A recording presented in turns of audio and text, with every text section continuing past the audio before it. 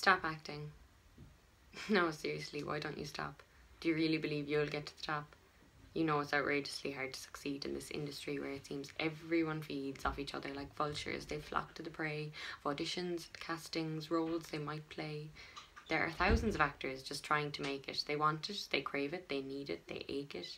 But there are more ways to be happy in life, such as getting a safe job, avoiding the strife of the day-to-day waiting and doubting and fear of an actress who cannot foretell if this year will be fruitful, successful, bleak or depressing. But she won't give up on this dream, this obsessing, this unyielding force which promotes her to grow and creates something real, something truthful to show to the people around her who can't quite connect to the people around them whose lives they detect to be perfect. Why are you trying to play on a stage? Where you're magnified, scrutinised, stalked, surveyed by people who know you or don't, does it matter? Observe their expressions, witness their chatter, whom after the show are quite taken aback by the actors on stage, who all seem to lack that utter perfection for which we all strive, that flawless complexion, that overall drive to be someone else, to become something more than a dreary old human whose life is a bore. But somehow those actors, through all their mistakes, reflected the viewers, gave them a shake, awakened inside of them all they possess, a beating heart, a soul suppressed. Those actors on stage who moved just like them, reminded them how, of why and of when they first had that feeling, that instinct, that thought, that they thought they felt in isolation and ought to conceal it, not feel it, to bury it under the rug where it's snug, masked by the thunder of, smile. Can you not see you're too old for that play? You're an adult now. It's your job to portray that being a grown-up means bottling up all those memories, those moments, uncomfortable feelings, the ones you experienced in all your dealings with life on this planet, this great ball of earth, where you live and breathe and have done since birth. This conformist society within which we live pushes us, steers us, expects us to give into all of the norms, the impeccable rules which shape us and mould us and make us all fools.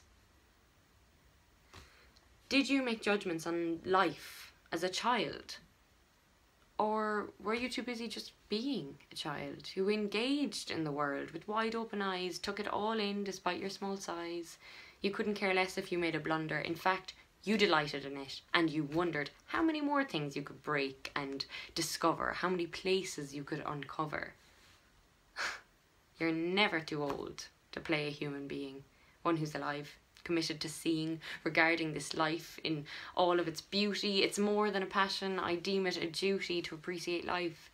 Our brains and our spines, our genes, our bones, our minds, our bloodlines. We are astonishing, beautiful creatures with arms, legs, magnificent features. In a world that is full of noise and distraction, this art is my calling response, my reaction, because it is through acting that I learn to see that the whole human race feels equally and that each one of us is flawed in some way. We're not black and white. We're not even grey. We are complex, intricate, brilliantly compelling. We are the perfect stimulus for gripping storytelling.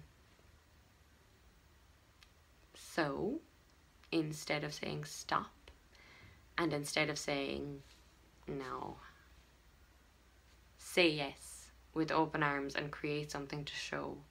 We all have the capacity, so stick with your tenacity. And when you reach the top, you'll be glad you didn't stop.